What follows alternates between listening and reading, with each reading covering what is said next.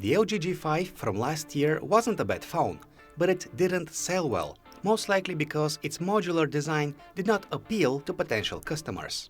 That's probably why the much refined LG G6 skips on modules entirely, instead bringing improvements that even non-geeks would appreciate. But there's a few good reasons why the G5 is still worth your attention. I don't think that design is one of them. Both phones are roughly of the same size, but the G6 looks more evolved with its glass and metal construction. It fits a much larger screen and bigger battery within the same footprint. There is no camera hump on the back, and it is water resistant. On the other hand, the G5 has the click here power button, and there is one less piece of glass that could potentially break. About that modular design of the G5, there is hardly a selling point right now. Only 2 modules were ever launched. One of them, a hi-fi module for supposedly better sound, never made it to the US. The other was a camera grip with extended battery, but you can still take great photos without its help.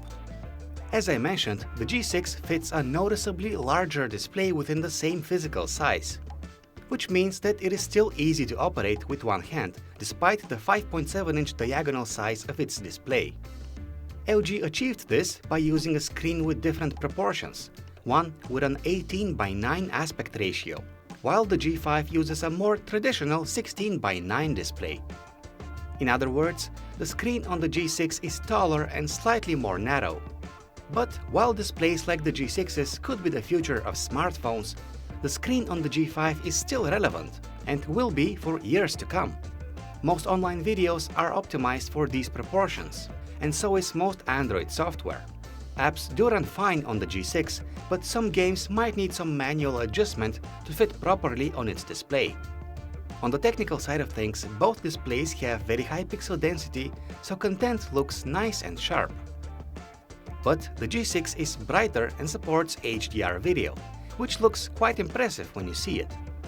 With the G6, you also get a blue light filter that makes the screen put less strain on your eyes and mind at night.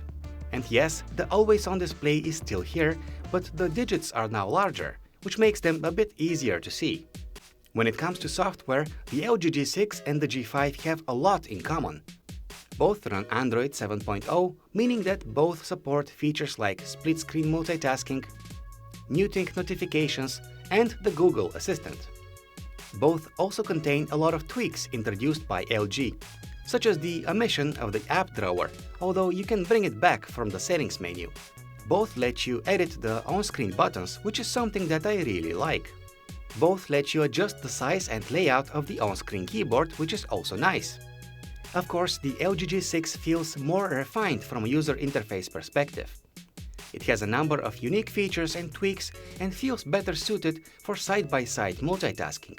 But as a whole, I wouldn't say that the difference between the two phones is a striking one. And speaking of similarities, the LG G6 doesn't bring any major hardware changes under the hood. It uses a Snapdragon 821 system chip, which is only slightly faster and more optimized than the Snapdragon 820 used in the LG G5. Also, both phones have 4GB of RAM and 32GB of storage, expandable with a microSD card. Hardly a surprise, real-world performance is at the same level. Both phones are more or less equally fast when it comes to everyday tasks, and only some heavier games might run at better frame rates on the G6. About the cameras, it is still funny how they look like something startled them, but let us focus on their properties now. Both setups are comprised of 2 cameras, one regular and one wide-angle camera for fitting more in the frame without having to step back.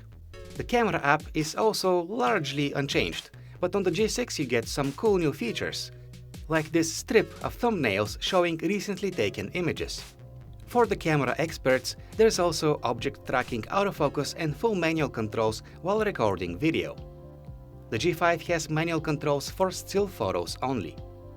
Not surprisingly, images out of the LG G6 look pretty good, but to my eyes, I would say that the ones from the G5 look just as fine, if not better.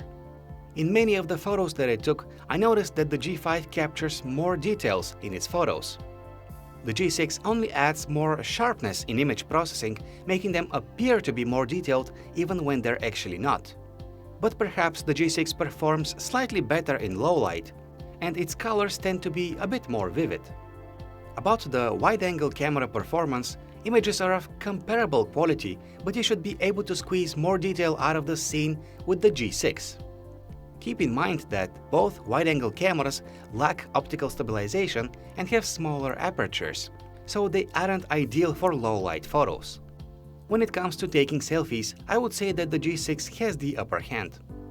Regular photos are of the same level of quality, but on the G6 there's a wide-angle lens mode, which comes in handy when you need to fit a lot of people in a single shot. Both phones take video at up to 4K resolution. The results are equally good, but the G6 produces colors that are slightly more vivid. Also, video taken with its wide-angle camera is of better quality, and unlike the G5, it doesn't twitch when changing between the regular and the wide-angle cameras. What also surprised me was that the G5 had a better loudspeaker. I mean, sure, they both get pretty loud without crackling at maximum volume, but the sound out of the G5 has more depth to it. Both phones have analog audio jacks in case you're wondering, but only the G5 has an infrared blaster, meaning that it can control a number of home appliances, like your TV or your air conditioner. About the batteries inside both phones, the LG G6 has the advantage thanks to its 18% bigger battery. This pre-production G6 unit that I've been testing lasts about a day and a half of normal use, which is better than the G5. Both phones support quick charging, meaning that they can be completely refilled in less than 90 minutes. But only the G5 has a removable battery, which can be replaced if you're into that kind of stuff. In conclusion, the LG G6 is the better phone overall. It is technically superior, visually attractive, and no less importantly, water-resistant. But it is also the more expensive option. Right now, a G5 costs less than $400, which makes it at least $250 cheaper than the G6. For that amount of cash, you get a well-performing, up-to-date smartphone with decent hardware specs and a very capable camera at the back. At the end of the day, the G6 is highly unlikely to leave you disappointed. But if your budget is tight, the G5 is a good alternative at a reasonable price.